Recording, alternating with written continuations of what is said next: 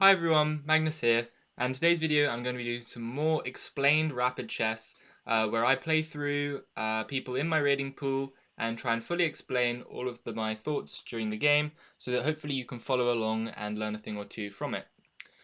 I'm going to be probably doing this as a series so that I can try and get back to 2400 if there's enough demand for it, if people like these kinds of videos. And if that is the case, I'll keep making them. Also, I've been thinking about doing another series where I can take some requests from viewers on what they want to see next. So if you have any requests of the types of videos you'd like to see in chess, please leave them in the comments below, as that'd be really appreciated, and give me some ideas on like things that you want to see. Okay, so I'm just going to start looking for a 10-minute rapid game. This might take a second, so or not. We are right in with an Indian chess player, 2200, and I'm going to start with pawn to e4, as that is one of my main openings. And I'm going to play for the bishop's opening. I think this is a really nice sideline, a good way to try and get out of preparation fairly quickly. You put some pressure on this pawn here. They go and attack my pawn. I'm going to defend it here, because I'm not too interested in going into all of this like Frankenstein Dracula theory where they sack and then go for this fork, and you gotta there's a lot of theory in that, and I don't think white does too well. I play it in blitz sometime. You can get good positions, so it's not too bad. Okay, so we're getting sort of a Vienna setup. I'm gonna try and play pawn f4. I'm gonna try and get the knight behind the pawn so that I can capture it here. Probably they'll go something like d6, try and get their bishop out, or maybe they'll castle. Okay, they decide to castle. I'm going to develop my knight to f3, put some more pressure on this pawn in the center. If they take me, I'll take back, so that's not too big of a deal. Maybe rook e8, d6, those are the kind of moves I think black should be playing. I might go knight to a4 at some point if they play d6, try and take the dark squared bishop. So let's say they play d6, I can go knight to a4, they might check me and go back. Okay, so I'm thinking knight to a4 looks pretty good if I want to get the dark squared bishop. If I can get the bishop pair, one, it's stopping me from castling, and two, the bishop pair is really nice to have. So if they check me, I'll play c3, and then if they go back, I can play b4, and then if they go back, then I will take them, take back, and probably something like castles. So that's what I'm thinking at the moment. I guess we'll just have to wait, see what they do with the bishop. Maybe they'll let me take the bishop. If they let me take the bishop, though, I can take back with here, and then that pawn's weak. So I'm thinking, let's grab the bishop while I can. Probably I'll then collect this pawn here, just like this. And I really like my position. I've got my two bishops out, nice and powerful on these diagonals here. So they decide that they want to go after my bishop, which is definitely makes a lot of sense. I don't really want them to just take my bishop here, because then that would weaken my e-pawn. So I'm thinking probably I'll have to retreat. If I go here, they'll probably kick me around, and that doesn't seem very good. So I guess bishop back. Probably.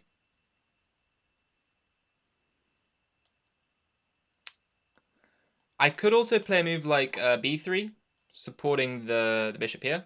The only issue is that I could come under fire with these pawns, but then maybe I can play a5 to support. My concern is that if I go back to b3, they might play c4. And after c4, I might have to take.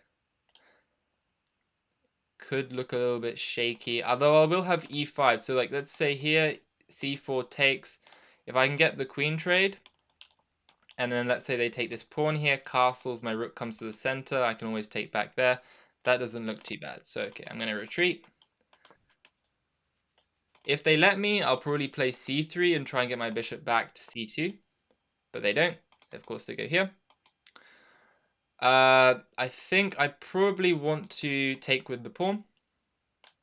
Like this. Offer the queen trade.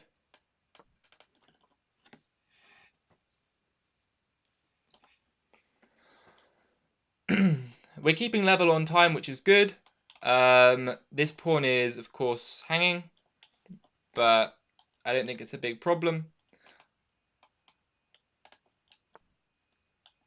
Okay, they want to try and harass my pawn over there. I'm going to try and castle out of it quickly, bring my rook to the center. Potentially, I could have gone pawn to e5. Probably should have thought a little bit more about that move. Just feels a little bit shaky to be leaving my king in the center, but I think e5 might have actually been good there. So I probably should have played that, actually. But this is still decent. If they take, I can immediately put a pin on them. Queen c5 does become an idea, but I can always respond with moving my queen in, supported by the knight.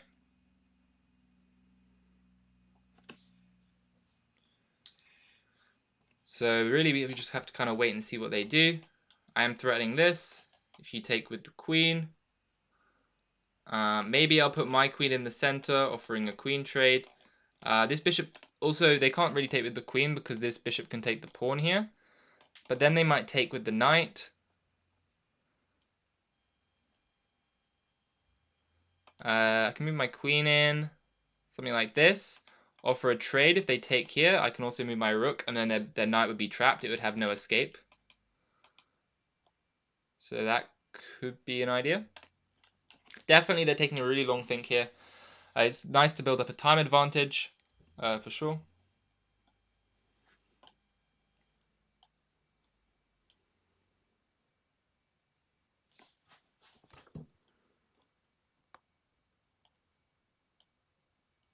Okay.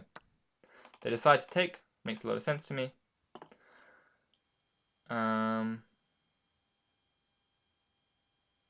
Okay, I think I'm going to try and put a pin on them. Bring my rook to the e-file. If they check, I will bring my queen. Keep some pressure on this pawn.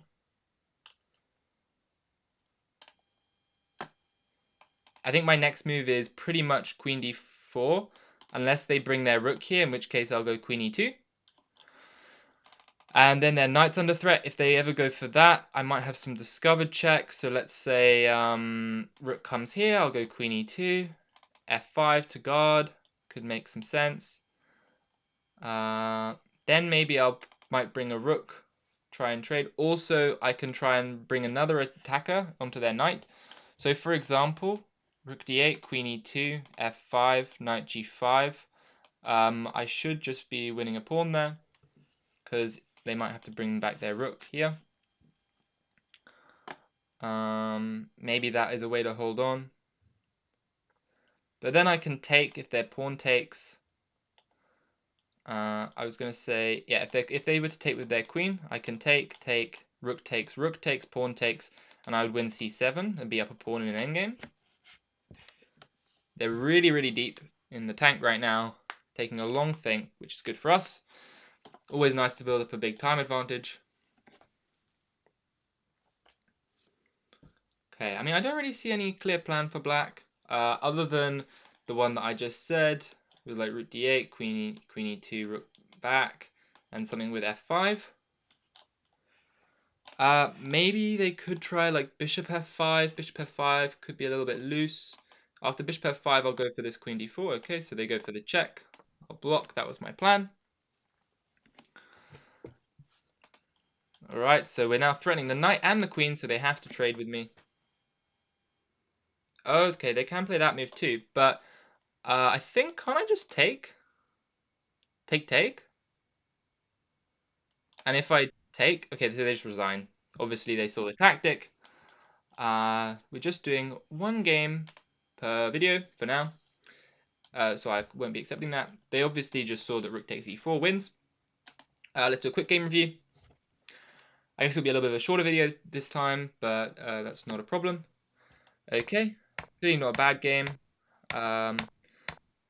Standard development. I like pawn to f4 because I really think it puts the opponent to the test early on, looking to try and get more center space. Also boosts kingside attack.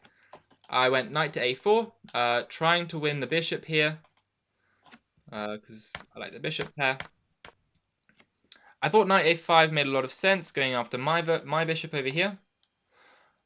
Bishop to b3 is fine, and c4 I also thought made sense. But after I take with my pawn on c4, The point is that the queen trade is no good because so let's say for example takes here, takes, and if they were to take here, I can just take on c7, takes, takes, they bring their rook, say, and then I castle. And white's just quite a bit better here, comfortably better. I'm up a pawn, and I can bring my rooks to the open files very quickly. I also have this nice pawn cube against the 2 on the queen side, and they only have a 3-on-2, so white should be better.